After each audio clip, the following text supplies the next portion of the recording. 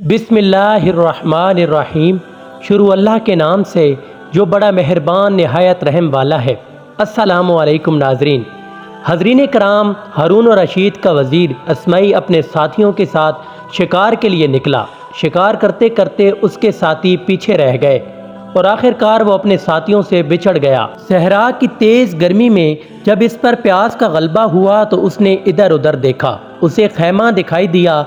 अपने आप से कहा, चलो इस खैमे में जाकर आराम करता हूँ, बाद में साथियों को ढूंढ लूँगा। तो आधे जहाँ का वज़ीर था। कहता है कि जब मैं करीब पहुँचा तो एक हसीन व जमील जवान औरत को देखा जो खैमा में तन्हा बैठी हुई थी।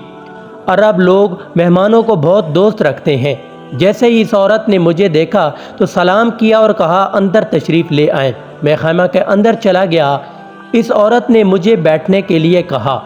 मैं जब खैमे में बैठ गया तो मैंने उससे कहा, मुझे बहुत प्यास लगी है। इसका रंग तब्दील हो गया और कहा, क्या करूं? मुझे मेरे शौहर की इजाज़त नहीं है कि मैं तुमको पानी दे सकूं, लेकिन मेरे पास दोपहर के खाने के लिए दूध रखा हुआ है। तुम दूध पी लो, मैं दोपहर का खाना नहीं खाऊंगी। इस्माई कहता है, मैंने दूध पिया। वो औरत मुझसे बातें नहीं कर रही थी। अचानक मैंने देखा कि इसकी हालत गैर हो रही है। क्या देखता हूँ कि उसके एक काले रंग वाला शख्स आ रहा है। औरत ने कहा, मेरा शौहर आ रहा है। मैं देख रहा था कि औरत ने जो मुझे पानी नहीं दिया उसकी वजह यह थी कि इसका शौहर पानी अपने साथ ले गया था। इस औरत ने इस बद अखलाक काले मर्द को ऊँट से उतारा और उसके हाथ पैर धुलवाए और इज़्ज़त व एहतराम के साथ खैमा में लाई। इस बद अखलाक मर्द ने मेरी कुछ परवाह न की और औरत से तेज़ लहजे में गुफ्तगू करने लगा। इस्माई कहता है कि मुझे इस मर्द से नफ़रत हुई और मैं अपनी जगह से उठा और इस बात की परवाह न की कि बाहर गर्मी है।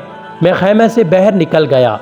फिर भी इस मर्द ने मेरी परवाह न की, लेकिन उस औरत ने मेरे साथ दिया। मैंने इससे कहा, ऐ औरत, अफसोस है कि तू इस जवानी के होते हुए पैसों की खातिर, वो भी नज़र आ रहा है कि इसके माली हालात बेहतर नहीं हैं, तो उसके साथ उस बयाबान में रह रही है।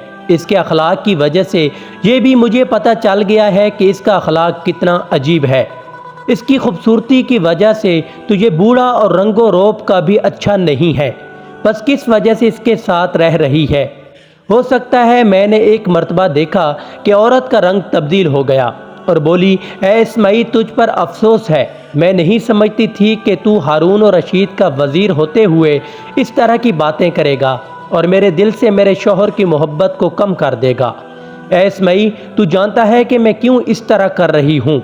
इसकी वजह यह है कि मैंने पैगम्बर अकरम सल्लल्लाहु अलैहि वसल्लम का फरमान सुना है कि आप सल्लल्लाहु अलैहि वसल्लम ने फरमाया, ईमान के दो हिस्से हैं, आधा सब्र और आधा शुक्र।